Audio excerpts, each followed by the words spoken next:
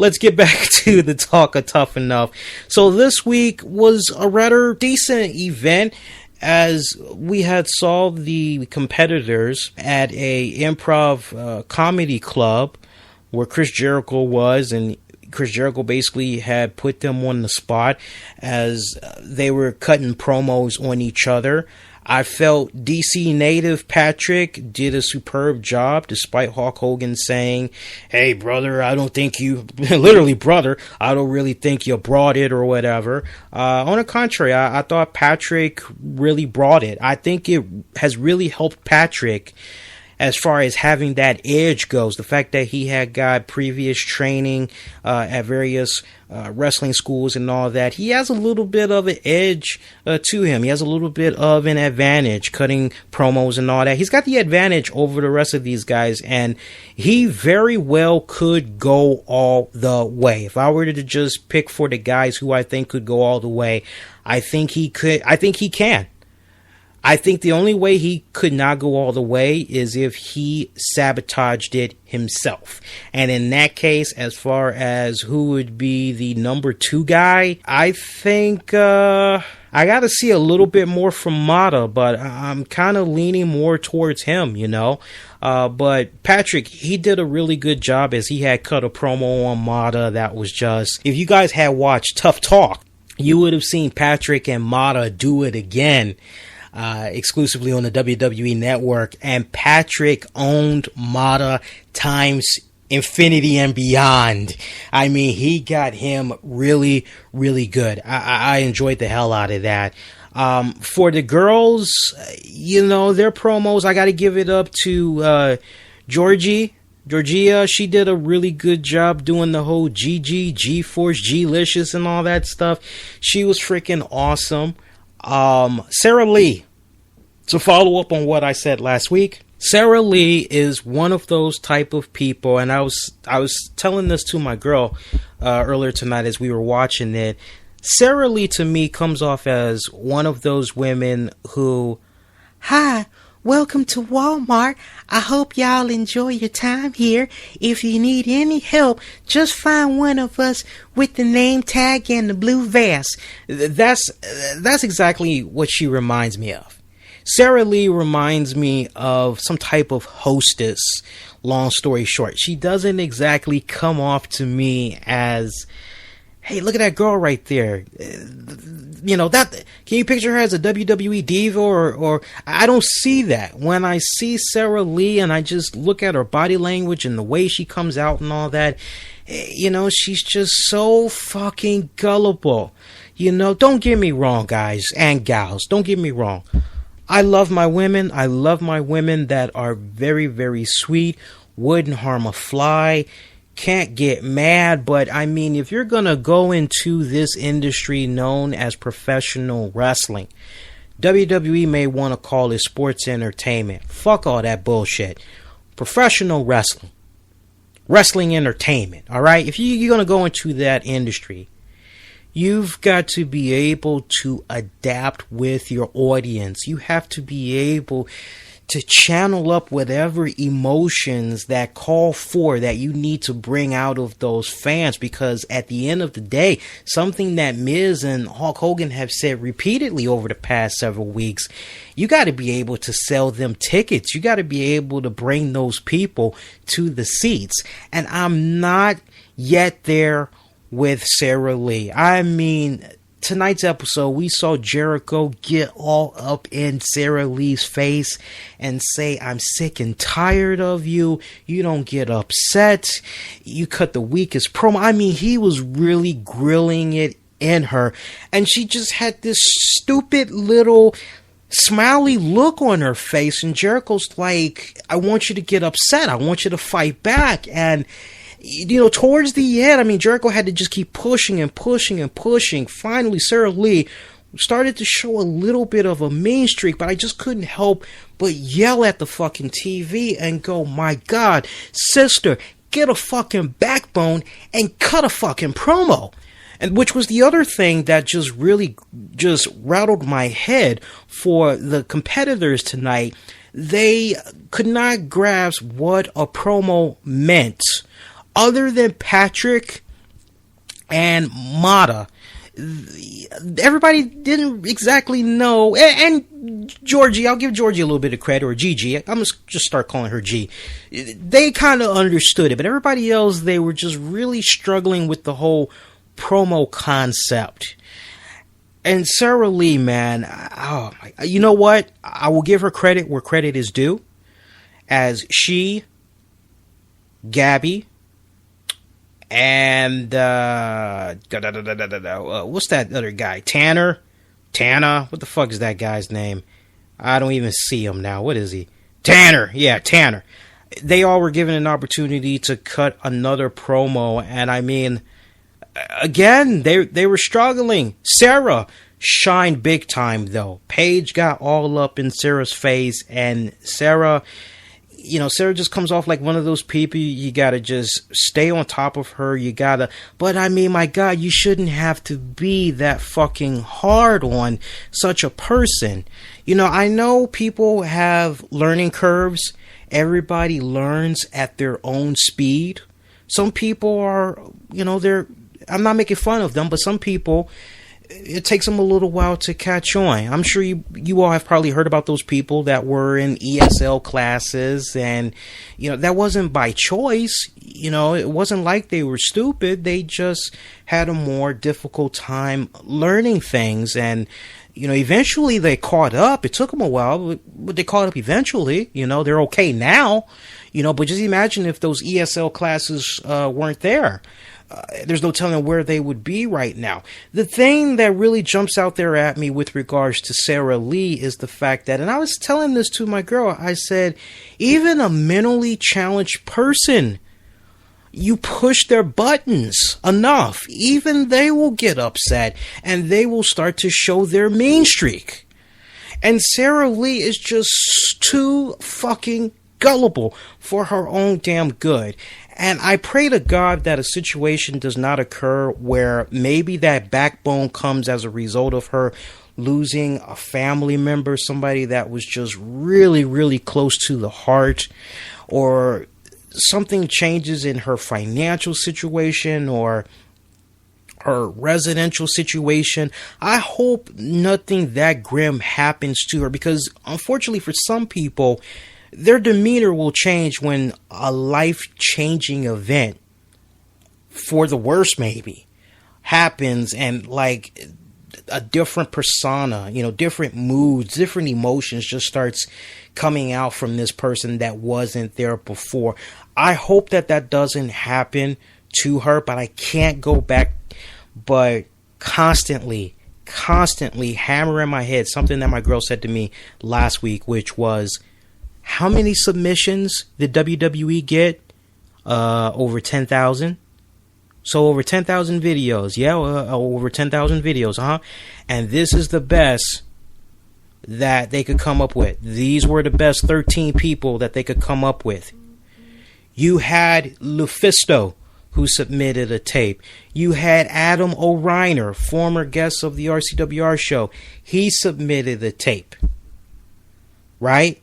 I'm sure if, and big shout out to her, my buddy, Casey Carlisle. I'm sure if she was maybe, because she told me she wasn't going to go sign up for this. I'm not going to put all the information out there, but because it was actually a candid conversation that we had. But I do remember asking her about Tough Enough during our last chat together. That is on the download, so it is officially there. I asked her, would she be up for going for Tough Enough? And she said straight up, at the stage in her career right now, and the fact that she already has X amount of years in the business, not to mention age fighting against her, she pretty much said she doesn't want to go for all that drama again. But I'm quite sure if she was maybe at least 5 years younger, I don't, I could be wrong, but I'm banking on it. If I were to bet, I think I'd win. I think if she was 5 years younger, she would probably had tried to go for Tough Enough. Whether or not she would have made it to the final 13 remains to be seen.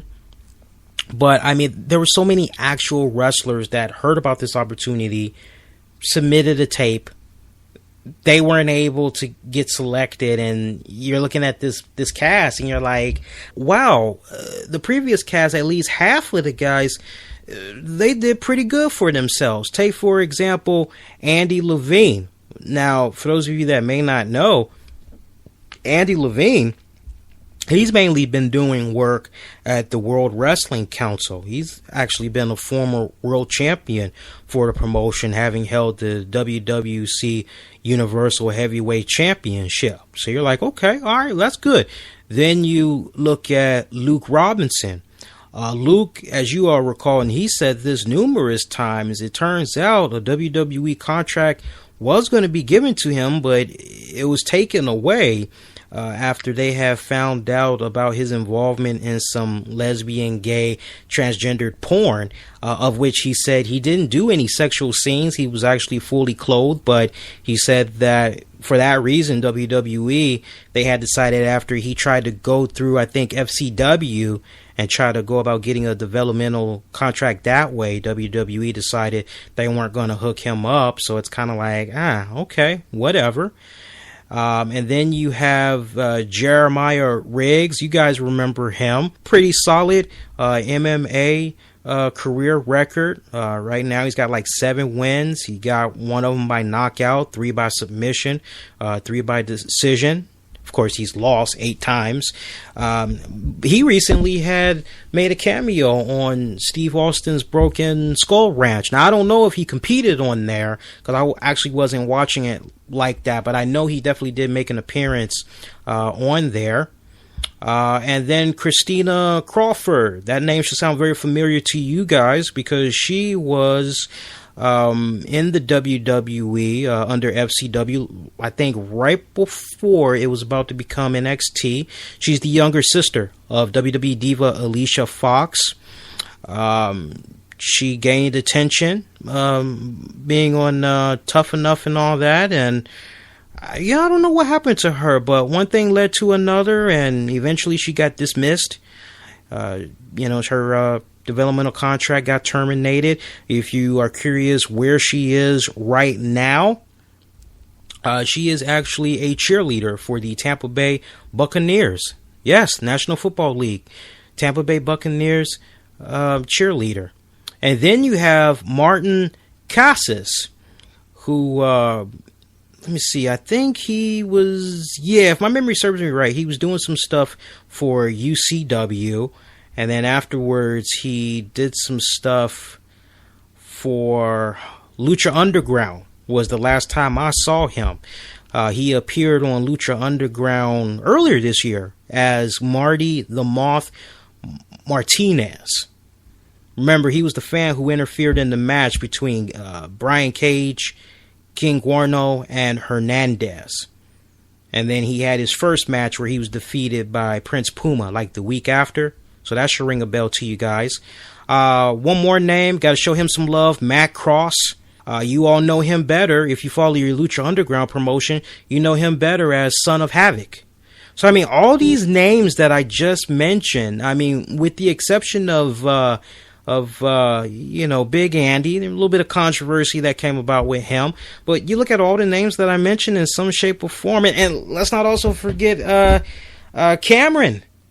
Cameron was part of that cast as well. Ivelisse Velez. Look at that. 2011, 12, 13, 14, 15. 4 years later. Don't focus on the numbers. Focus on the information that I'm giving you, which is a majority of the cast that was on that last season of Tough Enough. In some shape or form, they have had some type of success in the wrestling industry. You could tell by looking at that season who had it. And when you look at this season, unfortunately, you see these people and it's like, my God, I have to fucking pick out of this batch. I can't stress this enough. What's going on with this season of Tough Enough, it's basically shit. And other than a guy like Patrick, who's been able to shine pretty much since day one that he's been there, Everybody else has been struggling, in my honest opinion. If the USA Network is going to continue to make some type of an investment in WWE as far as Tough Enough goes, there needs to be a whole lot of reconstruction that needs to happen with this concept. And honestly, I think the concept that they have is old. It's very tired. They need to kick it to the side and they need to do something new. Here's an idea that I have, which is, I think that, first off, if it was me, if I was in charge of this, I would basically reconstruct the concept of Tough Enough to a situation where they can reach out to every single independent wrestler that like is hot right now.